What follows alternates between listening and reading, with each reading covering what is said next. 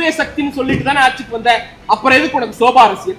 என் கூட நின்று டிஃபன் சாப்பிட வந்த, எழுத்த டேபிள்ல பர்ஸ் கொஞ்சம் பல்கா இருந்ததை பார்த்தேன், பெத்த பர்ஸா இருக்குன்னு நீ டேபிள் மாதிரி அந்த பர்ஸை அடிச்சுட்டு போயிட்டேன்.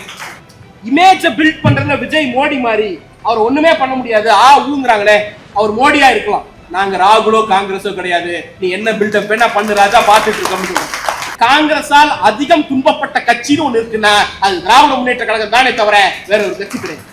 எங்க பர்சனல் மூண்டு இருக்குல்ல, சொந்த காயம் அடிபட்ட ரத்த அடிபட்ட வரலாற்றை தூக்கி வச்சுட்டு இந்த நாட்டுக்காக உங்க கூட வந்து நின்னோம். நாங்க அத்தனை பேரும் கூண்டோட அழிஞ்சாலும் எங்களை கொண்டு போய் அடக்கம் பண்ணும் போது எங்களையும் மீறி காத்துல பறக்குதுபார் கருப்பு சிவப்பு துண்டு, அந்த துண்டு இந்த நாட்டுல அரசியல் பண்ணுறா, விட்டுட்டு போயிடுவோம் மட்டும் ஒரு நாளும் நினைக்காது. அவர் நாகரிக அரசியல் பண்ணாரு, நாகரிக அரசியல் பண்ணாரு பண்ணி அதனாலதான் தோத்து போனோம்னா தோத்தே போவோம்.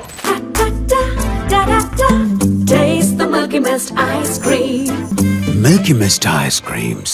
ஆச்சி மசாலா. எந்த சமையலும் ருசி தேடும் ரகசியம். 20 ரூபாய். தோத்து போயிட்டோம். ஒரு மாசத்துக்கு முன்னால வந்து நடந்த தேர்தல்ல வெளிப்படையா சொல்லணும்னா தோத்து போயிட்டோம். தோத்து போன பிறகு வெள்ளையும் சொல்லையுமா கூட்டத்தை கூட்டி இதுல அமைப்பாளர் வேற சொல்றாரு அறுசுவை விருந்து வைப்போம் அப்படிங்கிறாரு. இல்ல சார், வரலாறு முழுக்க வெற்றி தோல்வி அரசியல்ல சாதாரணம். வெற்றி வரும் போகும், தோல்வி வரும் போகும், இருந்த இயக்கம் இல்லாமல் போகும், புதுதா ஒரு இயக்கம் வரும், அது அரசுக்கு வரும், ஆட்சி பொறுப்புக்கு வரும், எல்லாம் நடக்கும். ஆனா அதிகாரத்தை கைப்பற்றியவர்கள் துன்பத்திலும் அதிகாரத்தை இழந்தவர்கள் சலனமில்லாமல் அமைதியிலும் அன்றாட அரசியலில் செயல்பட்டு கொண்டிருக்கக்கூடிய அதிசயம் திராவிட முன்னேற்ற கழகத்தை விட வேறு எந்த இயக்கத்திற்கும் தெரிந்தார். தோற்றவர்கள் புலம்பிட்டு இருக்காங்க, தோத்தவன் நம்மளை பார்த்து இன்னும் புலம்பிட்டு இருக்கான்.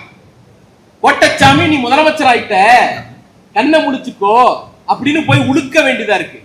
அதே பஸ் மேல ஏறி நின்றுகிட்டு இன்னமும் எதிர்கட்சியா இருக்கிற நினைப்புல நம்மளை பார்த்து சவுண்ட் விட்டுட்டு இருக்காப்ல.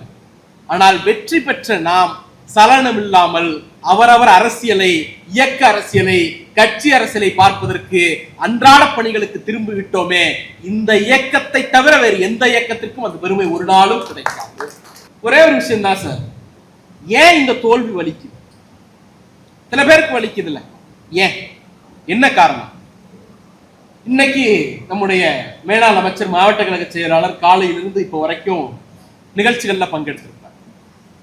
ஆனால் ஈகா அவர்கள் பல நிகழ்ச்சிகள்ல பங்கெடுத்திருப்பார், தலைவர் பல நிகழ்ச்சிகள்ல பங்கெடுத்திருப்பார், இளந்தலைவர் இன்னைக்கு ஒரு 7-8 நிகழ்ச்சியில பங்கெடுத்திருப்பார். இவர்கள் எல்லாம் இன்னைக்கு ஒரு நாள்ல சந்தித்த மனிதர்களின் எண்ணிக்கை இருக்குல்ல, இன்னைக்கு ஒரு நாள்ல சந்தித்த மனிதர்கள், அமைச்சர் கிடையாது, எம்எல்ஏ கிடையாது, எதுவும் கிடையாது. ஆனா இன்னைக்கு ஒரு நாள்ல இவர் சந்தித்த மனிதர்களின் எண்ணிக்கையை இன்னைக்கு முதலமைச்சராக உட்கார்ந்து இருப்பவர் தன்னுடைய வாழ்நாளில் சந்தித்திருப்பார். வாழ்க்கை பூரா எண்ணி பார்த்தாலும் அவ்வளவு பேரை சந்திச்சிருக்க மாட்டார். அப்படிப்பட்ட ஒருவர் நமக்கு முன்னால் அதிகாரத்திற்கு வந்து உட்கார்ந்து இருக்கிறாரு என்கிற வழி சில பேருக்கு உழைத்த உழைப்பு, செய்த தியாகம், அந்த தியாகத்தின் வழிதானே தவிர, உழைப்பின் வழிதானே தவிர அதிகாரம் போயிடுச்சுங்கிற வழி ஒரு நாளும் திமுக காரனுக்கு இருந்தது இல்ல. ஏன்னா திமுகவுக்கு அதிகாரம் உள்கிரீடம். அதிகாரம் இல்லைன்னா நாங்கெல்லாம் ஒத்துமையா ஒரு இடத்துல வந்து நின்றுட்டு ஒரே குரல்ல பேசுவோம். அதிகாரம் வந்துட்டா தான் என்னடா காரை ஏத்திட்டு போறான், கார்ல கண்ணாடி ஏத்திட்டு போறான், உங்களுக்குள்ள பிளவெல்லாம் அப்பதான் வரும். அதிகாரம் இல்லாத போதுதான் திமுக தன்னுடைய முழு வலிமையை எடுத்து காட்டும், முழு வலிமையை வெளிப்படுத்தும். அதுக்கு சாட்சி இந்த கூட்டம். இதே இளைஞரணி நிகழ்ச்சி ஆட்சியில் இருக்கிற போது நான் வந்து பேசியிருக்கிறேன். ஒழுங்குபடுத்துறதுக்கு 4 பேர் சுத்தி சுத்தி வருவாங்க. ஆனா இன்னைக்கு யாரும் ஒரு வார்த்தை சொல்லல.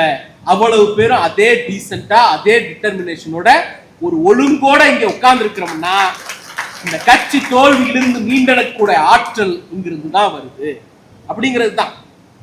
தோத்து போனோம், தோத்துட்டோம்ல சார். நான் திருப்பி அது சொல்றேங்கிறது எதுக்குன்னா, காயம்பட்ட சிங்கம் மூச்சு காத்து எப்படி இருக்குங்கிறத நம்ம அடுத்த தேர்தலில் காட்டணும். அதுக்கு முதல்ல காயம் பட்டோங்கிறத ஒத்துக்கணும். தோத்து போன பிறகு தமிழ்நாட்டு அரசியலில் அடுத்தடுத்த நாட்கள்ல நிறைய நிகழ்வு நடந்துட்டு இருக்கு. என்ன நடக்குது? கூட்டணி கட்சிகள்லாம் போயிடுச்சு. அதிகாரம் இல்லாத இடத்தில் அந்த கட்சிகளால் இருக்க முடியவில்லை. அதிமுக என்ன நடக்குது? முன்னாள் எம்எல்ஏக்கள், முன்னாள் எம்எல்ஏக்கள், முன்னாள் அமைச்சர்கள், மாவட்ட செயலாளர்கள் அவ்வளவு பேரும் புயல் வேகத்துல படையெடுத்துட்டு இருக்காங்க. இந்த வாமா மின்னலுங்கிறப்ப அந்த குறுக்க பாயுங்கிறீங்களா, அந்த மாதிரி புயல் வேகத்துல படையெடுத்துட்டு இருக்காங்க. நடக்குதா இல்லையா? இங்கே கூட்டணி கட்சிகள் போகிறது, அங்கே கட்சியே போகுது. ஆனால் திராவிட முன்னேற்ற கழகத்திலிருந்து ஒரு நிர்வாகிய, ஒரு தலைவரை, அறியப்பட்ட ஒரு முகத்தை நாங்க தட்டி தூக்கிட்டோன்னு சொல்லக்கூடிய தெம்பு இந்த கட்சிக்கு இருக்கா? இல்ல. இன்னைக்கு காலையில யாரோ போய் சேர்ந்தாங்க. வீடுன்னு இருந்தா குப்பைன்னு இருக்கதான் செய்யும், அதுக்கு நாம ஒண்ணும் பண்ண முடியாது. ஆனால் நமக்கு அவங்களுக்கு என்ன வித்தியாசம்? ஆட்சி அதிகாரம் வரும் போகும், அரசியல் நிலையானது என்கிற புரிதல் திராவிட முன்னேற்ற கழகத்துக்கு உண்டு. அதிமுகவால 5 ஆண்டுகளுக்கு பிறகு ஆட்சி இல்லைன்னா அந்த கட்சி இல்லாம போகும்.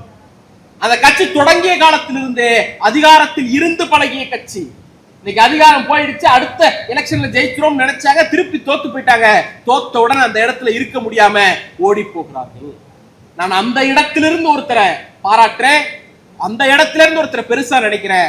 அந்த மாவட்டம் இந்த மாவட்டம் என்ன, எல்லாரும் ஆளுங்கட்சியை நோக்கி போகிற போது எதிர்கட்சியாக இருக்கிற திராவிட முன்னேற்ற கழகத்தை நோக்கி 1500 பேரை இன்னைக்கு காலையில அண்ணா அறிவாலயத்தில் வச்சு திராவிட முன்னேற்ற கழகத்தை சேர்த்த மாவட்டம்.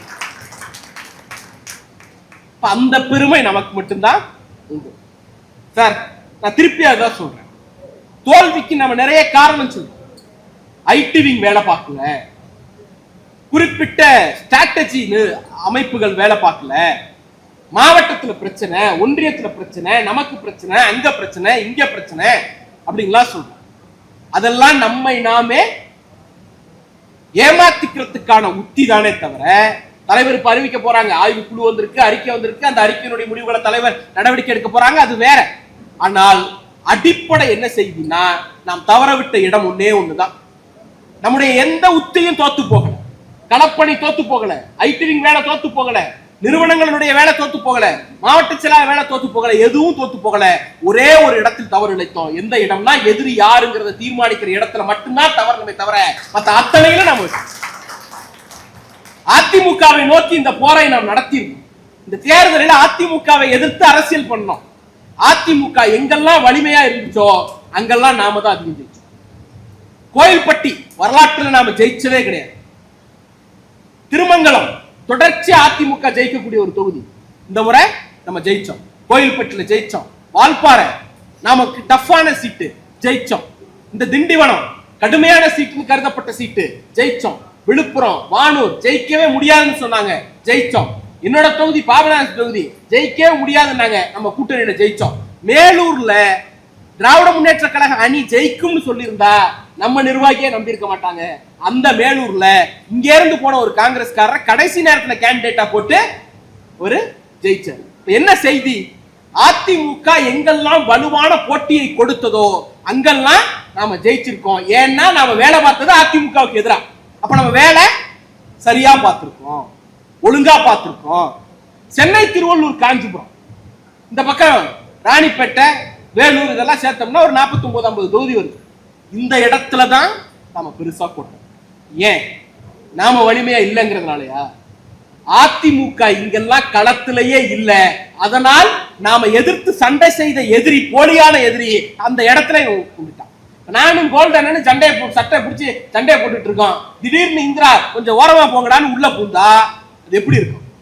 அப்ப எங்கெல்லாம் சண்டை எனக்கும் கோல்டனுக்கும் இருந்துச்சோ அங்கெல்லாம் நான் அதிகமா ஜெயிச்சிருக்கேன். எங்கெல்லாம் கோல்டன் களத்துல இல்லையோ அங்கெல்லாம் இந்திரா உள்ள பூந்துட்டேன். இதுதான் நடந்திருக்கு இல்லையா?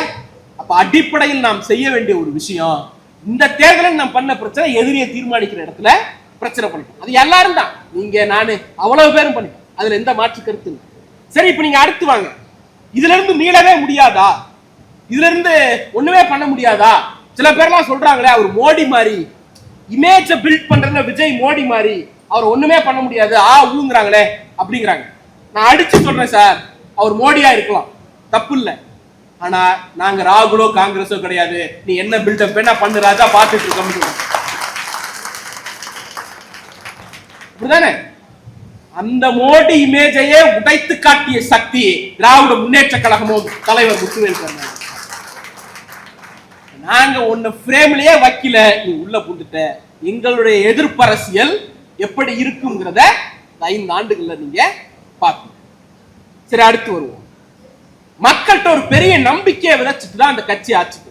அந்த கட்சிக்கு ஓட்டு போட்டவர்கள் எல்லாம் என்ன சொன்னாங்க? நம்பி ஓட்டு போட்டேன், மாற்றம் வேணும்னு ஓட்டு போட்டேன், ஒரு நம்பிக்கை இருக்கு எனக்கு அப்படின்னாங்கல்ல. ஆட்சி வாக்கு வாங்கினது நம்பிக்கையில, ஆட்சி அமைத்தது அந்த நம்பிக்கையை உடைத்து விட்டு தான் ஆட்சி அமைச்சாங்க. தூய சக்தி தூய சக்தின்னு சொல்லிட்டு தானே ஆட்சிக்கு வந்த. அப்புறம் எதுக்கு உனக்கு சோபா அரசியல், சோஃபா அரசியல் இல்ல?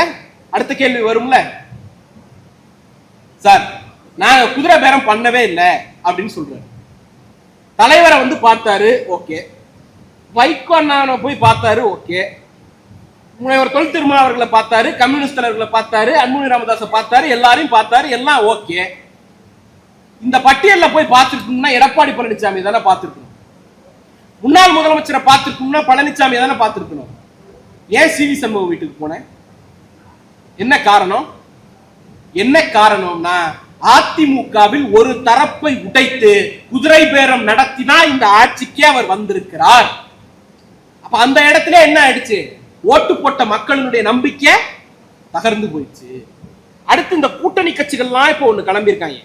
என்ன கிளம்பியிருக்காங்க தெரியுமா? ஒண்ணு, நாங்க வந்து தனிப்பெருங்கட்சி அதனால ஆதரவு அளிச்சோம், நாங்க வந்து ஜனநாயகத்தை காப்பாற்றுறதுக்காக ஆதரவு அளிச்சோம் அப்படிங்கிறாங்க. இந்த தேர்தலில் யார் ஒருவருக்கும் எந்த ஒரு அணிக்கும் 118 இடம் கிடைக்கல, அப்படிதானே? யாருக்கும் கிடைக்கல. நம்ம தலைவருக்கு ஓட்டு போடுங்க நம்ம கேட்டோம், கம்யூனிஸ்டுகள், விடுதலை சிறுத்தை, முஸ்லீம் லீக், காங்கிரஸ் எல்லாம் கேட்டோம். நமக்கு மக்கள் 118 கொடுக்கல. விஜய்க்கு ஓட்டு போடுங்கன்னு அவங்க கேட்டாங்க, அவங்களுக்கு 118 கொடுக்கல. பழனிசாமிக்கு ஓட்டு போடுங்கன்னு இன்னொரு குரூப் கேட்டாங்க, அவங்களுக்கு 118 கொடுக்கல. இப்ப யார் யாரோடு சேர்ந்தாலும் அதுக்கு பேர் என்ன? சந்தர்ப்பம். யார் யாரோடு சேர்ந்தாலும் அதுக்கு பேர் அரசியல் கணக்கு தானே தவிர அறம் கிடையாது. அப்ப திமுக அதிமுக பேச்சுவார்த்தை நடத்துச்சுன்னு இவங்களா ஒரு கற்பனை பண்ணிட்டு பேசுவாங்கல்ல, அதுக்கு பேர் அயோக்கியத்தனமா? நீ இங்க இருந்துட்டு அங்க போய் நின்னா அதுக்கு பேர் யோக்கியத்தனம். நம்ம கேள்வி கேட்போமா மாட்டோமா? இதுல காங்கிரஸ் வேற புது கதை, இந்த பேய் கதை சொல்றதுப்பாங்கல்ல. உண்மை வெளிப்படையா ஒத்துட்டு போங்க சார். என் கூட நின்று டிஃபன் சாப்பிட வந்தேன், எழுத்த டேபிள்ல பர்ஸ் கொஞ்சம் பல்கா இருந்ததை பார்த்தேன், பெத்த பர்ஸா இருக்குன்னு டேபிள் மாதிரி அந்த பர்ஸை அடிச்சுட்டு போயிட்டேன். அத நேர்மையா ஒத்துக்கணும். ஆமா சார் எங்களுக்கு மந்திரி பதவி கொடுக்கிறாரு போனோம், அதை நேர்மையா ஒத்துக்கிற துணிச்சல் இருக்கணும். அதை விட்டுட்டு ஆர்எஸ்எஸ் எதிர்ப்பாரு, பிஜேபி எதிர்ப்பாரு, விஜய சொல்ல சொல்லு பாப்போம். ஆர்எஸ்எஸ் வாயில வருதா பாப்போமா? பாஜக பாப்பா ரஜினி ஒரு படத்துல வரல பாம்பை பார்த்துட்டு, அந்த மாதிரி பாஜகங்கிற வார்த்தை விஜய் வாயில வந்துட்டோம் அப்புறம் பேசு வருமா? அப்போ பாஜகவை எதிர்க்கவும் ஆர்எஸ்எஸ் எதிர்க்கவும் தான் நான் விஜய் கூட கூட்டணி வச்சிருக்கேன்னு நீ சொல்லுவன்னா விஜயே சிரிக்க மாட்டாரு முதல்ல? இல்ல உனக்கே சிரிப்பு வராம எப்படி சொல்றது நீ? இந்த கேள்வி நமக்கு வருதா இல்லையா? அடிப்படையில இன்னொன்னு நீங்க யோசிச்சு பாருங்க சார். அதுல இப்ப ஒருத்தர் ஒரு யோக்கியர் மதுரகார், ஒரே ஒரு யோக்கியர், உலகத்தில் ஒரே ஒரு உத்தமர் இருக்கிறது போல ஒரே ஒரு உத்தமர் மாணிக்கம் தாக்கூர். ஆனா மாணிக்கம் தாக்கூர் உத்தமர்னு நான் அநாகரிகமா பேசுறேன். அவர் சொல்றாரு எங்களுக்கு மரியாதை தான் முக்கியம். என்னது? மரியாதை தான் முக்கியம் சார். வெளிப்படையா பேசுவோம், கட்சி கூட்டம் வெளிப்படையா பேசுவோம். காங்கிரசுடைய வரலாற்றிலையும் திராவிட முன்னேற்ற கழகத்துடைய வரலாற்றிலையும் இந்தியாவுடைய அரசியல் வரலாற்றுல எழுதி வச்சுக்கோங்க, காங்கிரஸால் அதிகம் துன்பப்பட்ட கட்சின்னு ஒண்ணு இருக்குன்னா அது திராவிட முன்னேற்ற கழகம் தானே தவிர வேற ஒரு கட்சி கிடையாது. பாஜக உன்னால துன்பப்பட்டாங்களா? காங்கிரஸால் பாஜக துன்பப்பட்டுச்சு அப்படின்னு பட்டியல் கூட பார்ப்போம். இல்ல, எமர்ஜென்சில அடிபட்டது நாங்க. 91ல இல்லாத குழப்பலிய போலியான குழப்பலிய சுமந்துட்டு சொத்து சொகம் உசுறு எல்லாத்தையும் இழந்தது நாங்க. அதையெல்லாம் மீறி உங்க கூட வந்து நின்னோம்னா அதுக்கு ஒரே ஒரு காரணம் தான், இந்த நாட்டை ஒரு மதவாத சக்தியின் கைகளுக்குள்ளே கொடுத்து விடக் கூடாது என்கிற ஒரே காரணத்திற்காக உங்க கூட வந்து நின்னோம். பாஜகங்கிற பெரிய தீமையை எதிர்ப்பதற்காக குறைந்தபட்ச தீமை உள்ள காங்கிரஸோடு வந்து நின்னோம். எங்க பர்சனல் மூண்டு இருக்குல்ல, சொந்த காயம், அடிபட்ட ரத்த அடிபட்ட வரலாற்றை தூக்கி வச்சுட்டு இந்த நாட்டுக்காக உங்க கூட வந்து நின்னோம். இன்னைக்கு நீங்க என்ன பண்றீங்க? RSS, பாஜக, மோடி, அமித்ஷா இப்படின்னு ஒரு வார்த்தையை தன்னுடைய வாயிலிருந்து சொல்லாத ஒருத்தரை அவர்தான் பாஜக எதிர்ப்பு அரசியலின் அடையாளம்னு நீ போய் நின்னா வரலாறு காரி துப்பாது. அப்ப எங்களுக்கு அதிகாரம் வேணும்னு சொல்லிட்டு போயிட்டேன்னா உனக்கு எனக்கு பேச்சு கிடையாது, நாங்க மேடை போட்டு பேச போறது கிடையாது. போற காரணம் அயோக்கியத்தனமான காரணம், அதுக்கு சொல்ற வேஷம் யோக்கிய வேஷம்.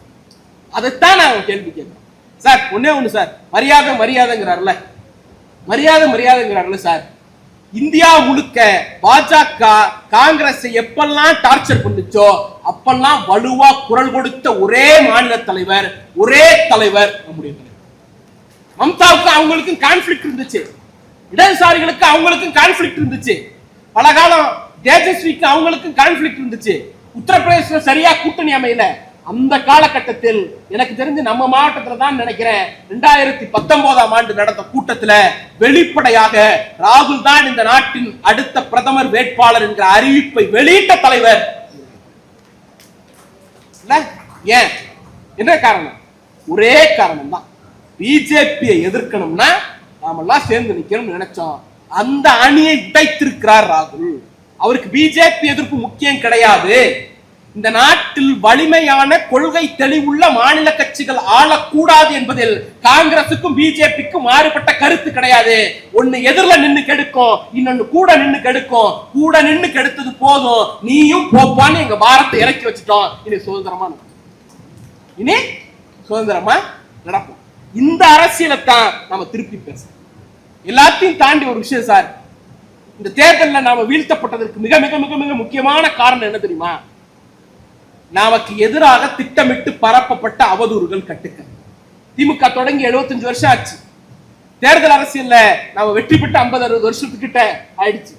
இவ்வளவு காலத்தில் நாம் ஒரு முறை ஜெயிச்சு அடுத்த முறை ஜெயிக்காம போயிருக்கோம்னா அதற்கு ஒரே ஒரு காரணம் தான் இருக்கிறது. எதிரிகள் அத்தனை பேரும் நம்மை வீழ்த்துவதற்கு பயன்படுத்திய ஆயுதம் பொய், அவதூறு, கட்டுக்கதை. உண்மையை சொல்லி ஒரு நாள் நம்மளை வீழ்த்துவது கிடையாது. உண்மையை சொல்லி ஒரு நாள் நம்மளை வீழ்த்துறது கிடையாது. இன்னைக்கு என்ன அவ்வளவு அவதூறுகள், கட்டுக்கதைகள். ரொம்ப சிம்பிள் சார். 2 நியூஸ் கார்டு சொல்றேன். 2 நியூஸ் கார்டு. பொங்கல் திருவிழா முடிந்து சென்னைக்கு படையெடுக்கும் மக்கள், நீண்ட போக்குவரத்து நெரிசல். இது திமுக ஆட்சி. அதே பத்திரிக்கை இப்ப செய்தி போடுறேன். விஜய் நன்றி அறிவிப்பு கூட்டத்திற்கு சென்றதால் 10 கிலோமீட்டருக்கு அணிவகுத்து நிற்கும் வாகனங்கள். அவங்க அக்கா கல்யாணத்துக்கு போறாங்க எல்லா வாகனமும், கோயில் கொடைக்கு போறாங்க எல்லா வாகனமும், திருவிழா கொண்டாட போறாங்க எல்லா வாகனமும். அப்படியே அணிவகுத்து வரிசையா நிற்கிறாங்க. நாங்க என்ன பரேடா நடத்துறோம்? அப்ப திமுக ஆட்சி, இந்த வார்த்தையை பாருங்க. ஒரு போக்குவரத்து நெரிசல்ங்கிறது சாதாரணம். ஒரு நெருக்கடி காலத்துல ஒரு போக்குவரத்து நெரிசல் ஏற்படுதுன்னா அது திமுக காலத்தில் அதை ஒரு பேராபத்து போலவும், திமுகவுடைய எதிரிகள் ஆளுகிற போது அது ஒரு சாதாரணமான நிகழ்வு போலவும் கட்டமைக்கக்கூடிய எதிரிகள் இருக்கிறார்கள். அதை முறியடிக்க வேண்டிய கடமை நமக்கு இருக்கு. ஜெயலலிதா அண்ணன் பேசும்போது சொன்னாங்க, ஜெயலலிதாவால் கொடுமைப்படுத்தப்பட்ட எத்தனையோ பேர்ல அவர் ஒருத்தர். நமக்கு நாம திட்ட நிறைவுலான்னு நினைக்கிறேன். இந்த மாவட்டத்தில் நடத்துவதற்கு எவ்வளவு கொடுமைகள் அந்த அம்மா கண்டிஷன் போட்டு நடத்தினாங்க அப்படின்னு தெரியும். இவர் ஆவுன்னா சொல்றாருல, இன்னைக்கு முதலமைச்சரா இருக்கிறவர், என்ன ஒடுக்குனாங்க, எனக்கு பர்மிஷன் கொடுக்காம விட்டாங்க, என்ன மிரட்டினாங்க, போலீஸ் பர்மிஷன் கொடுத்தல ஊன்னார்ல. நமக்கு நாமே திட்டத்தினுடைய நிறைவு விழாவுக்கு அண்ணன் தாமோ அவர்களுக்கு ஜெயலலிதா அரசு கொடுத்த நெருக்கடியில் 1% உனக்கு கொடுத்திருந்தா கட்சியை கழிச்சுட்டு ஓடி இருப்பேன். என்ன பண்ணிருப்ப? ஒரே 1% கொடுத்திருந்தா கட்சியை கழிச்சுட்டு போயிருப்பீங்க. அதையெல்லாம் தாண்டி தான் இந்த இயக்கம் நிற்குது. எல்லாத்தையும் பார்த்துட்டு தான் இங்க நிக்கிறோம். அவ்வளவுதான் முடிஞ்சு. இந்த கதையெல்லாம் இங்க வேணாம் ராஜா. இந்த கதையை ஒரு நாளும் எங்கள்கிட்ட சொல்லக்கூடாது. நான் பேசுகிற போது அண்ணன் வெற்றிகொண்டான் பத்தி அமைச்சர் பேசினாங்க, அண்ணன் பேசினாங்க. வெற்றிகொண்டானுடைய ஒரு பழைய டயலாக் உண்டு. ஒரு பொதுக்கூட்ட மேடையில அவர் பேசின டயலாக். தேர்தல் முடிவு 2026 தேர்தல் முடிவு சோர்ந்து கிடந்தப்ப இந்த வீடியோவை எடுத்து போட்ட உடனே அவ்வளவு பேரும் சிலுத்து போய் எழுந்த அடுத்த நாள்ல இருந்து கட்சி வேலை பார்க்க ஆரம்பிச்சாங்க. என்ன டயலாக் தெரியுமா? ஜெயலலிதா ஒரு பொதுக்கூட்டத்தில் பேசுறாங்க, உங்களை அடியோட அழிச்சிருவோம் அப்படின்ட்டு. மறுநாள் வெற்றிகொண்டான் பதில் சொல்றாரு. என்ன பதில் சொல்றாரு? உங்களோட ஆசை எங்களை அடியோடு அழிக்கணும்னு. ஆனா ஒண்ணு மட்டும் தெரிஞ்சுக்க, நாங்க அத்தனை பேரும் கூண்டோட அழிஞ்சாலும் எங்களை கொண்டு போய் அடக்கம் பண்ணும் போது எங்களையும் மீறி காத்துல பறக்குது பார் கருப்பு சிகப்பு துண்டு, அந்த துண்டு இந்த நாட்டுல அரசியல் பண்ணுறா, விட்டுட்டு போயிடுவோம்னு மட்டும் ஒரு நாளும் நினைக்காத. வெற்றி கொண்டு நான் பேசுங்க, ஜெயலலிதாவுக்கு எதிராக தோற்று போன காலகட்டத்தில் வெற்றி கொண்டு நான் பேசுங்க. அந்த உரை சார், சாதாரண ஒரு பேச்சாளருடைய உரையே இவ்வளவு பெரிய திரளை தட்டி எழுப்பி வீதிக்கு கொண்டு வருதுன்னா முத்தமிழறிஞர் கலைஞருடைய வார்த்தை எவ்வளவு பேரை வீதிக்கு எடுத்து வந்திருக்கும் நீங்க யோசிச்சு பாருங்க. அதைத்தான் நாம மீண்டும் மீண்டும் மீண்டும் சொல்லிட்டே இருக்கோம் சார். அடிப்படையில் ஒன்னே ஒண்ணுதான், இன்னைக்கு நிறைய குற்றங்கள் நம்ம ஆட்சியில எதுக்கெடுத்தாலும் சட்டம் ஒழுங்கு சட்டம் ஒழுங்கு சட்டம் ஒழுங்கு. உங்களுக்கு எல்லாம் ஞாபகம் இருக்கலாம், ஈசிஆர்ல ஒரு அதிமுக கும்பல் திமுக கொடியை கட்டிட்டு ஒரு வண்டியை சேஸ் பண்ணிட்டு போனதை நியூஸ் ஆக்கி எத்தனை நாள் டிபேட் பண்ணாங்க, எத்தனை நாள் பரபரப்பாக்குனாங்க. அந்த கும்பல் அதிமுக கும்பல்னு வந்த பிறகு அந்த நியூஸை யாராவது அறத்தோட நியாயத்தோட போட்டாங்களா? இன்னைக்கு என்ன தெரியுமா சார் நடக்குது? முதலமைச்சருடைய சொந்த தொகுதி பெரம்பூர்ல ரயில்வே ஸ்டேஷன்ல தலை இல்லாம ஒரு முண்டத்தை சூட்கேஸ்ல வச்சுட்டு போறான். செய்தியா கூட எத்தனை பேர் செய்தியாக்குனாங்க, எத்தனை பேர் விவாதமாக்குனாங்க, யார் எதிர்த்து கேள்வி கேட்டா? தூத்துக்குடியில கட்சி நிர்வாகி லாட்டரி சீட்ல ஏஜென்ட் ஆக்குறேன்னு சொல்லி பெண்களை கூட்டு பாலியல் வன்கொடுமையில ஈடுபடுத்தி இருக்கிறாங்க அப்படின்னு செய்தி வருது. கோயம்புத்தூர்ல ஒரு பள்ளி சிறுமி நினைக்கிறேன், அவங்க பாலியல் வன்கொடுமை செய்யப்பட்டு கொல்லப்பட்ட பிறகு காவல்துறை அந்த அம்மாவுடைய அந்த குழந்தையினுடைய அம்மாவுக்கே தெரியாம கொண்டு போய் வச்சு அப்பாட்ட மட்டும் பர்மிஷன் வாங்கி அந்த குழந்தையினுடைய சடலத்தை எரிக்கி திருவாரூர்ல வீட்டுக்குள்ள பூந்து 48 வயசு பெரியவர் செங்கல் சூளையோட மேஸ்திரி சரமாரியா வெற்றான். அவன் பொண்ணை கூப்பிட்டு கழுத்துல கத்திய வச்சு உங்க அப்பன் சாவறத பாரு அப்படிங்கிறான். இந்த செய்தி வந்த உடனே திருவாரூர் மாவட்ட காவல்துறை ஒரு அறிக்கை கொடுக்குது. என்ன அறிக்கை தெரியுமா கொடுக்குது? உளநடக்கலன்னு கொடுக்கல, பிடிச்சிட்டோன்னு கொடுக்கல, அவங்க கண்ணு முன்னாடி சம்பவம் நடக்கல, அவங்க பொண்ணு ரூம்குள்ளதான் இருந்துச்சு. இதுக்கு ஒரு காவல்துறை தேவையா? நம்ம ஆட்சியில காவல்துறை இப்படி ஒரு அறிக்கை கொடுத்திருந்தா சந்தி சிரிச்சிருக்குமா சிரிக்காது? என்ன காரணம்? எதிர்கட்சியாக இருக்கிற போது தமிழ்நாட்டு மக்களுக்கு எந்த துன்பம் வந்தாலும் கேள்வி கேட்கக்கூடிய இடத்தில் நாம மட்டும்தான் இருப்போம். ஒரு ஊடகமோ ஒரு அறவாதிகளோ ஒரு நியாயவாதிகளோ ஒரு நடுநிலைவாதிகளோ இருக்க மாட்டார்கள். அப்ப தமிழ்நாட்டு மக்களுக்கு ஒரே நாதி திராவிட முன்னேற்ற கழகம் தான். நம்ம விட்டால் நீங்க யோசிச்சு பாருங்க சார், எவ்வளவு கம்பீரமா உட்கார்ந்துருக்கோம். இவ்வளவு கம்பீரமா உட்கார்ந்துருக்கோம்ல. நான் ஒரு முன்னாடியாவது ஏதாவது காலை வணக்கம் மாலை வணக்கம்னு ஸ்டேட்டஸ் போடுவார் கோல்டன். இப்பெல்லாம் அப்படிலாம் கிடையாது. இந்த வார்டுல கூட்டம் நடத்தணும், அந்த வார்டுல கூட்டம் நடத்தணும், முன்னாடியாவது தலைமை சொன்னாதான் நடத்துவேன், இப்ப என்னென்ன டெய்லி அப்படின்னு. எதுக்கு சொல்றோம்னா இந்த கம்பீரம் எங்க இருந்து வருது? ஆட்சியை விட்டு போயிட்டோம் சார். நம்ம தலைவர் இன்னைக்கு எம்எல்ஏ கூட கிடையாது, வெளிப்படையா ஒத்து அப்படிதானே. ஆனா ஆட்சி விட்டு போன 10வது நாள் அவர் எம்எல்ஏ கூட இல்லாத போது கட்சி ஆபீஸ்க்கு அறிவாலயத்துக்கு ஒரு மாணவர்கள் வராங்க. 30-40 ஸ்டூடெண்ட்ஸ் தாங்கள் தேசிய அளவில் வெற்றி பெற்ற விளையாட்டு கோப்பைகளோடு அவர்கள் முதலமைச்சரை பார்க்க போகவில்லை, அவர்களுடைய எம்எல்ஏக்களை பார்க்க போகல, விளையாட்டுத்துறை அமைச்சரை பார்க்க போகல. இந்த வெற்றிக்கு காரணமாக இருந்தவர் தோற்றே போயிருந்தாலும் அந்த தலைவருக்கு தான் போய் நிற்பேன்னு வந்து நின்னாங்கல்ல. இப்ப சொல்லுங்க, நாட்டை ஆட்சி பண்றது யாரு? அப்படியே கட் பண்ணுங்க. ஜேர்னலிசம் காலேஜ் தலைவர் ஒன்று ஆரம்பிச்சார். இந்த ஜேர்னலிசம் காலேஜ்ல பட்டமளிப்பு விழா இன்னைக்கு சாயந்தரம் பட்டமளிப்பு விழா சார். காலையில மாணவர்கள் கிளம்பி தலைவர் வீட்டுக்கு வந்துட்டாங்க. வந்துட்டு இல்ல நாங்க பட்டம் வாங்க போகல. ஏன் அப்படின்னா இல்ல அவங்க ஆளுங்கட்சியில இருந்து வந்து கொடுக்க போறாங்க. தலைவர் அவங்கள கூப்பிட்டு யார் கொடுக்குறாங்கிறது முக்கியம் இல்ல, நீ படிச்ச படிப்புக்கு பட்டம் கொடுக்குறாங்க, போய் வாங்கிட்டு வா. வந்த பசங்க யாரும் திமுக காரங்க கிடையாது சார். திமுக அவங்க அப்பா திமுக நிர்வாகியே கிடையாது, திமுகவினுடைய வீட்டு குழந்தைகள் கிடையாது. சராசரி தமிழ்நாட்டு பொதுமக்கள், ஏழை எளிய விளிம்பு நிலை மக்கள். நான் இந்த இடத்துல இருக்கேன்னா அதுக்கு காரணம் நீங்க கொண்டு வந்த ஒரு திட்டம் தான். நன்றி உணர்ச்சியோட ஒரு வீட்டு வாசல் வந்து நிக்கிறாங்களே. இப்ப சொல்லு, தமிழ்நாட்டை யார் ஆட்சி பண்றா? அப்படியே அடுத்து வாங்க. ஒரு போட்டித் தேர்வு வெற்றி பெற்ற மாணவன் பெண் குழந்தை பேட்டி கொடுக்கிறாங்க. நான் தமிழ்நாட்டினுடைய முன்னாள் முதலமைச்சர் மு.க. ஸ்டாலினுக்கு நன்றி தெரிவிக்கிறேன். இந்த வரலாறு எல்லாம் இருக்குமா சார்? முதலமைச்சர் பதவியில யார் வேணாலும் வந்து உட்காரலாம். ஜெயலலிதாவே உட்காந்து போயிட்டாங்க. உண்டுதானே? எடப்பாடி பழனிசாமி உட்கார்ந்துருந்தார். இப்படி எல்லாம் வரலாறு உண்டு. அதிகார நாற்காலில் யார் வேணாலும் உட்காரலாம். மோடியே இத்தனை ஆண்டு காலம் பிரதமரா இருந்துட்டாரு, அதே பார்த்துட்டோம். அது இல்ல சார் விஷயம். அந்த அதிகாரத்தை எளிய மக்களின் நலனுக்காக யார் பயன்படுத்தினார்கள் என்பதுதான் கேள்வி. எளிய மக்களின் நலனுக்காக பயன்படுத்தினோம், இன்னைக்கு தோத்து போனது வேற. எளிய மக்களுக்கு செஞ்சா ஆதிக்கவாதிக்கு பிடிக்காது, அதனால அவன் ஓட்டு போடல. எளிய மக்களுக்கு செஞ்சோங்கிறத அவங்கள்ட்ட சொல்ல தவறிட்டோம், அதனால இந்த முரண் இருக்குல்ல, இந்த முரண் நமக்கு பாடம். இந்த பாடத்தை கற்றுக்கொண்டு உடைத்தெறியக்கூடிய ஆற்றல் திராவிட முன்னேற்ற கழகத்துக்கு உண்டு. நான் முன்னாடியே சொன்னேன், கட்சி மாறிட்டே இருக்கான் அப்படின்னு சொன்னல. 2 சம்பவம் சார் எனக்கு நல்லா நினைவு இருந்துச்சு. இன்னைக்கு காலைல செய்தி தொடர்பாளர் கூட்டத்துக்கு போகும்போது பின்னால தலைவர் கட்சியில இணைப்பு விழாவுக்கு வந்திருக்காங்க அப்படின்னு சொன்னாங்க. அதே நேரத்துல ஒரு நியூஸ் கார்டு ஓடுது. என்ன ஓடுச்சு தெரியுமா? அதிமுகவின் முன்னாள் அமைச்சர்கள் தாவேகாவில் இணைவதற்காக பனையூருக்கு போனார்கள், கேட் திறக்கப்படாததால் அதிர்ச்சி அடைந்தார்கள். என்னது? கேட் திறக்கப்படாததால் அதிர்ச்சி அடைந்தார்கள் செய்தி.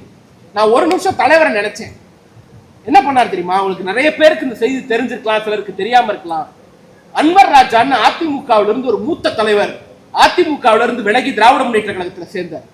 அவர் சேர்ந்த அன்னைக்கு காலையில தலைவருக்கு ஒரு மெடிக்கல் பிரச்சனை, ஒரு சுகாதார பிரச்சனை, அவருக்கு ஒரு ஹெல்த் கண்டிஷன்ல இஷ்யூ வருது. காலையிலே டாக்டர்ஸ் என்ன சொல்றாங்கன்னா மருத்துவமனையில அட்மிட் ஆகணும் அப்படின்னு சொல்றாங்க. காலையில கிளம்புறவர் எங்க? மருத்துவமனைக்கு கிளம்புற. அப்போலோ வீட்டுல இருந்து அப்போலோ மருத்துவமனைக்கு போகணும். போற வழியில அண்ணா அறிவாலயம் இருக்கு. தலைவர் என்ன தெரியுமா சொல்லியிருக்க? அன்வர் ராஜா கட்சி ஆபீஸ்க்கு வந்துட்டாரா, அவர் ஒரு சீனியர் மேன், அவரை காக்க வைக்க கூடாது, நம்ம அவரை கட்சியில இணைச்சிட்டு அப்புறம் மருத்துவமனைக்கு போகலாம் சொன்ன தலைவர் முத்துவேல் கருணாநிதி. அப்ப இவங்க எல்லாம் சொல்றாங்கல்ல சார், அவர் நாகரிக அரசியல் பண்ணாரு, நாகரிக அரசியல் பண்ணாரு, பண்ணி அதனாலதான் தோத்து போனோம்னா தோத்தே போவோம். என்ன பண்ண போறோம்? நாகரிக அரசியல் பண்ணதுனாலதான் தோத்து போனோம்னா தோத்து போவோம் சார். அதுல என்ன இருக்கு? ஒன்னே ஒண்ணுதான் சார், அது அவருடைய இயல்பு. தன்னை கொல்ல வந்தவனுக்கும் தன்னை குத்தி கிழித்தவனுக்கும் இந்த பூமி எப்படி தாங்குகிறதோ அத மாதிரி தன்னை எதிரில் நின்று வைதவனையும் வாழட்டும், வைதவர் யாவரும் வாழட்டும் என்று வாழ்த்திய நெஞ்சம் அதுவல்லவான்னு அண்ணா பத்தி பாடினார். அண்ணா வாழ்ந்ததை நம்ம பார்க்கல, வைதவர்களை வாழ வைக்க வேண்டிய எண்ணம் கொண்ட ஒரு தலைவரோடு இன்னைக்கு நம்ம வாழ்ந்துட்டோம். நம்ம தலைவர் அப்படியானவர்.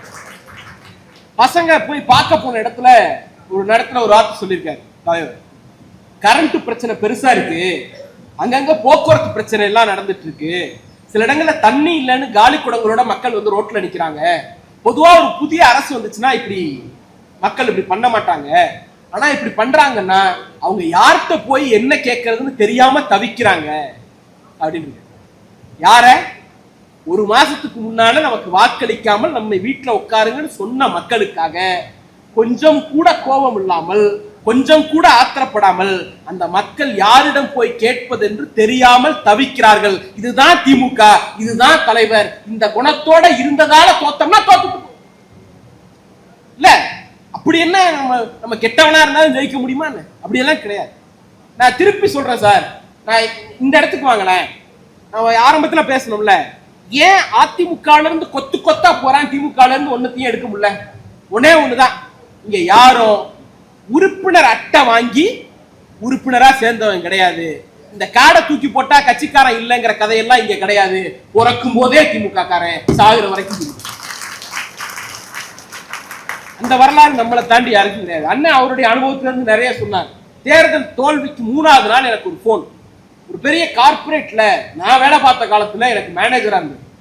போன் பண்ணி, தம்பி எப்படிடா என்னடா எல்லாம் பேசிட்டு அடுத்த வார்த்தை சொன்னார், தம்பி கட்சியில சேரணும்டா. என்னைக்கு? தேர்தலில் தோத்து போய் 3வது நாள் ஒரு கார்பரேட்ல மாசம் 5-6 லட்சம் ரூபாய் சம்பாரிச்சுட்டு போகும். தம்பி கட்சியில சேரணும்டாங்க. ஏன்னா என்னென்ன ஏன்னா திடீர்னு எமோஷனலா டெசிஷன் எடுக்கிறீங்க, கார்பரேட்ல இருக்கீங்களே அப்படின்றதுக்கு. நம்ம கட்சியில விட்டுட்டு போயிட முடியுமா? 5 வருஷம் அவர் இந்த இடத்துக்கு வந்ததே கிடையாது. என்ன வந்துச்சு? அந்த நம்ம கட்சியில விட்டுட்டு போயிட முடியுமாங்கிற குரல் இருக்குல்ல, அந்த குரல் கடைசி திமுக காரன்ட்ட இருக்கிற வரைக்கும் எங்களை ஒண்ணும் பண்ண முடியும். சரி, இந்த ஆற்றலை யார்கிட்ட இருந்து எடுக்கிறோம்? ஏன்னா அண்ணன் கோல்டன் நீ தலைப்பே பேசுகிடம். இந்த ஆற்றலை யார்கிட்ட இருந்து எடுக்கிறோம்? ஒரே ஒரு தலைவரிடம் இருந்தது, முத்தமிழறிஞர் டாக்டர் கலைஞரிடம் இருந்து எடுக்கிறோம். யோசிச்சு பாருங்க சார், கலைஞர் மாதிரி எங்க அப்பா சொல்லுவார், தோத்துக்கிட்டே இருந்தார் கலைஞர். அவருடைய காலத்தில் 3 தேர்தலை தொடர்ந்து தோத்தார், திருப்பி ஆட்சிக்கு வந்தார், ஆட்சியை கலைச்சாங்க.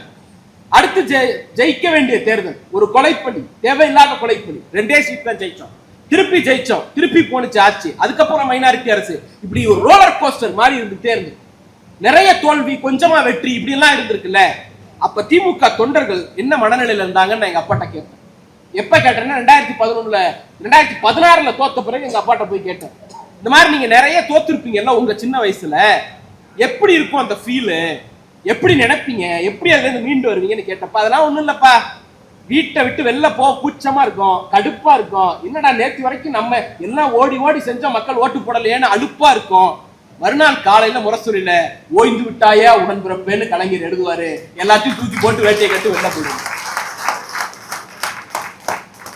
ஒரு தலைவர் தன்னுடைய தொண்டனுக்கு ஓய்ந்து விட்டாயா உடன்பிறப்பே அப்படிங்கிற ஒத்த வார்த்தை 1 கோடி தொண்டனை வீட்டிலிருந்து ரோட்டுக்கு இழுத்து வந்து நிறுத்துதுன்னா, அந்த ஆற்றல் உலகத்தில் எந்த எழுத்தாளருக்கும் வாய்த்ததில்ல, எந்த தலைவருக்கும் வாய்த்ததில்ல, அந்த போராளி கலைஞருக்கு தான் வாய்த்து, வேற யாருக்கும். அவருடைய போராட்ட குணத்துக்கு 2 இன்சிடென்ட்டை உதாரணமா சொல்லலாம். ஒண்ணு, நான் இந்த ஒரு 2-3 செய்தியோட முடிக்கிறேன். ஒண்ணு, நமக்கெல்லாம் தெரியும் 1957 நம்மளோட முதல் பொது தேர்தல். அந்த தேர்தலில் தான் ஜெயிச்சு 15 பேரு எம்எல்ஏவா உள்ள போறாங்க திமுகல இருந்து. 62 2வது தேர்தல். முதல் தேர்தலில் வெற்றி பெற்ற 15 பேரையும் தோற்கடித்தே ஆக வேண்டும்னு அன்றைய காங்கிரஸ் திட்டம் தீட்டியாச்சு. 14 பேர் தோத்தாச்சு, அண்ணா உட்பட காஞ்சிபுரத்திலேயே தோத்தாச்சு. ஜெயிச்சு வந்த ஒரே தலைவர் டாக்டர் கலைஞர். ஏன், எப்படி? அவர் தஞ்சாவூர் தேர்தலில் நிற்கிறார், எழுத்து நின்றவர் பரிசுத்தம். தஞ்சாவூர்ல மிகப்பெரும் பணக்காரர். அந்த பணக்காரரை எதிர்த்து சாதாரண ஒரு மிடில் கிளாஸ் அரசியல்வாதி டாக்டர் கலைஞர் நிற்கிறார்.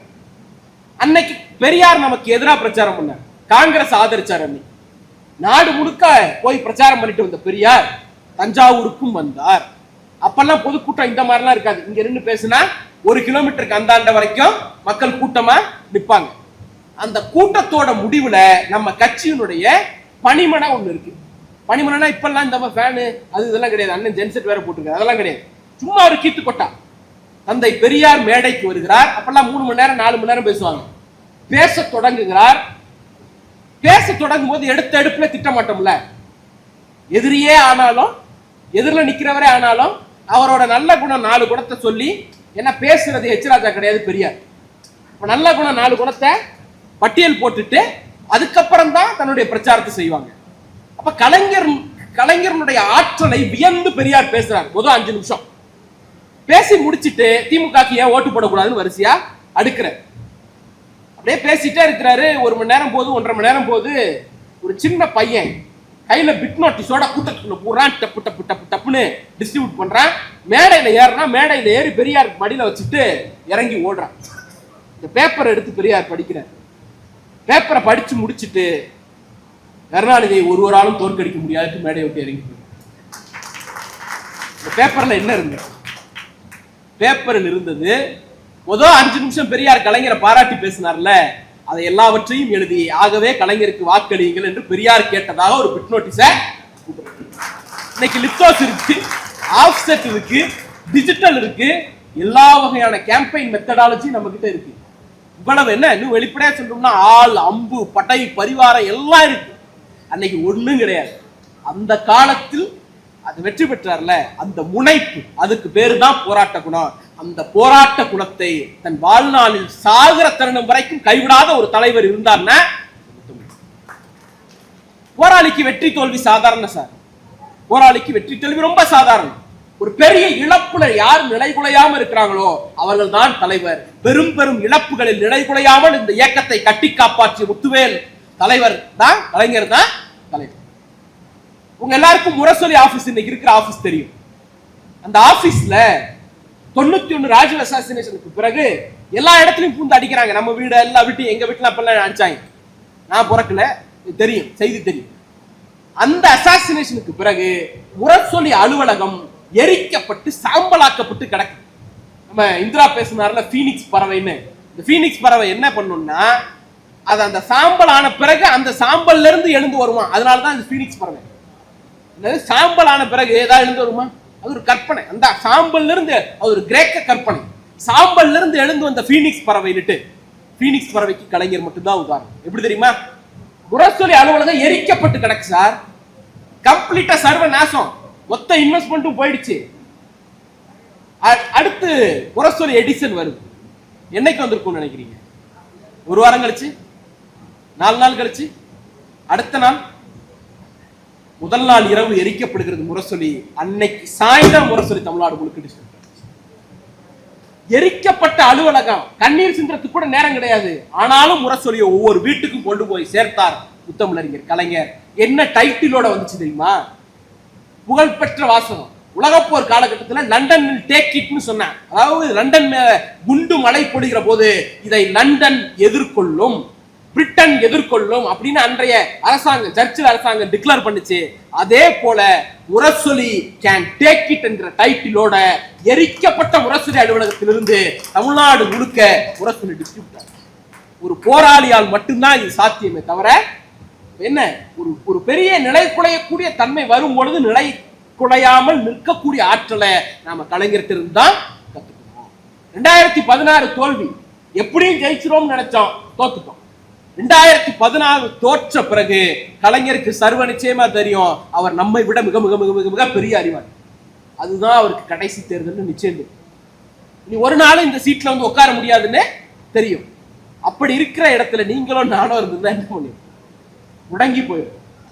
அடுத்த நாள் ராஜ்யசபா கேண்டிடேட் டிக்ளேர் பண்றாரு. அண்ணன் RS பாரதி அவர்களும் TK இளங்கோவனும் அண்ணன் TK இளங்கோவன் அவர்களும் ராஜ்யசபா கேண்டிடேட்னு சொல்லி ஒரு சோஃபால உட்கார்ந்துட்டு, சேர்ல உட்கார்ந்துட்டு பின்னால அண்ணன் RSP அவர்களும் TK அவர்களும் நிக்கிறப்ப ஒரு சிரிப்பா இருப்பாருங்க. இந்திய வரலாற்றில், உலக வரலாற்றில் தோற்று போன பிறகு அப்படி ஒரு சிறப்பை எந்த தலைவனும் கொடுத்து, ஆட்சி அதிகாரத்தை பெரிதாக நினைக்காத ஒரு தலைவரால் தான் அது முடியும். அந்த இடத்திற்கு நாம போய் சேர்ந்திருக்கிறோம். ஒரே ஒரு செய்தியோடு நிறைவு செய்கிறேன். சில பேர் சோர்வடையலாம், சில பேர் கொஞ்சம் டல்லா ஃபீல் பண்ணலாம். ஒண்ணு மட்டும் தெரிஞ்சுக்கங்க, திமுக அதிகாரத்திற்காக தொடங்கப்பட்ட கட்சி கிடையாது. 49ல தொடங்கின போது இந்த கட்சிக்கு வந்த அத்தனை பேர்ல ஒருத்தருக்கு கூட MLA ஆவோம், MP ஆவோம், மந்திரி ஆவோம்னு நினைப்பே கிடையாது. ஏன்னா இந்த கட்சி தொடங்கின நாளில் இது தேர்தலில் நிற்கக்கூடிய ஒரு அரசியல் இயக்கம் கிடையாது. அதுக்கப்புறம் தான் ஆட்சி அதிகாரம், மந்திரி, இது எல்லாம். ஆனால் இந்த கட்சிக்கு அடிப்படையில் ஒரு பிரச்சனை இருக்கு. என்ன தெரியுங்களா? மக்களினுடைய அடிப்படை நம்பிக்கைகள் ஒண்ணு இருக்குல்ல. சாதி மக்களுடைய நம்பிக்கை, மதம் மக்களுடைய நம்பிக்கை, இந்த மாதிரியான அடிப்படை நம்பிக்கைகள்லாம் இருக்குல்ல, அது பிற்போக்குத்தனமாக இருந்தால் அது உன் நம்பிக்கை டிஸ்டர்ப் பண்ண மாட்டேன்னு திமுக சொல்லாது. அது பிற்போக்குத்தனமா இருந்தாலும் சமூகத்துக்கு தேவையில்லைன்னா அதை டிஸ்டர்ப் பண்ணுவேன்னு சொல்லக்கூடிய கட்சி திமுக. அதிமுக, தவிக யார் கட்சி தொடங்கினாலும் ஒரே ஒரு பாலிசி தான் சார். அது நதியின் போக்கில் ஸ்விம் சூட் போட்டுக்கிட்டு, அது என்ன அந்த ரெட் கலர் ப்ரொடெக்ஷன் போட்டுக்கிட்டு நீச்சல் அடிக்கிற வேலை. திமுகவினுடைய அரசியல் என்பது கடலில் இருந்து மலையை நோக்கி எதிர்நீச்சல் போடக்கூடிய வேலை. அதனால் நமக்கு வெற்றி கடினம் தான், மாற்று கருத்தே இல்லை. ஏன்னா நம் பெரும்பான்மை நம்பிக்கையை கேள்வி கேட்டிருக்கோம். எனக்கு நல்லா நினைவு இருக்கு சார், எங்க அப்பா எங்க தாத்தா திமுக தொடங்கின, கிளைக்கழகத்தை தொடங்கின ஒருத்தர்.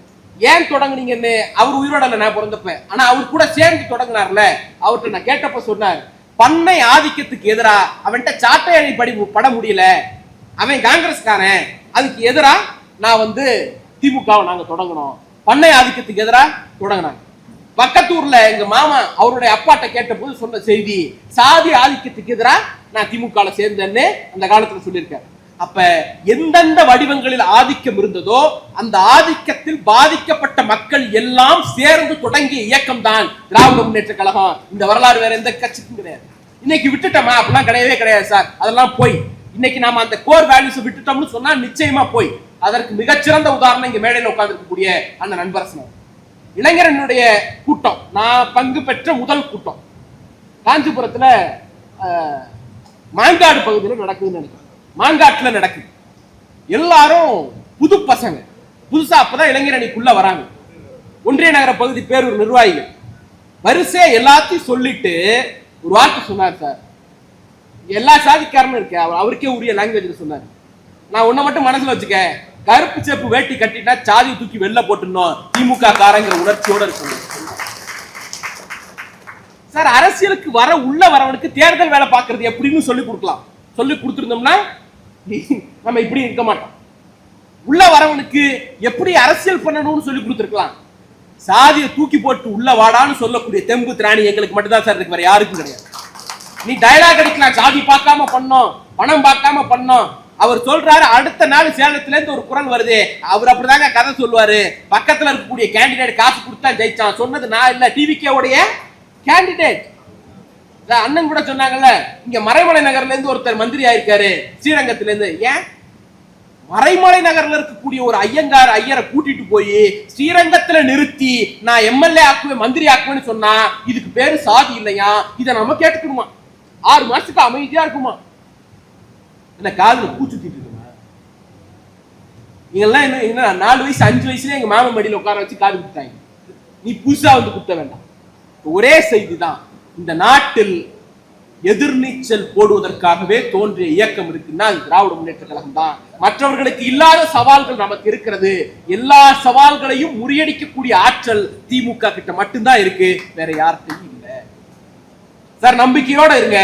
இந்த தேர்தலில் நாம் தோற்றதற்கு பெரும்பான்மை நரேட்டிவ் அதை நாம கொஞ்சம் கண்டுக்காம விட்டுட்டோம். எதிரி யார் என்பதிலே நமக்கு கொஞ்சம் ஒரு சின்ன மயக்கம் ஏற்பட்டு விட்டது. இது ரெண்டையும் சரி செய்வோம். தலைவர் இருக்கிறார். ஏன் இந்த தோல்வி ரொம்ப சுடுதுன்னா வெளிப்படையா பச்சையா பேசிடுவோமே.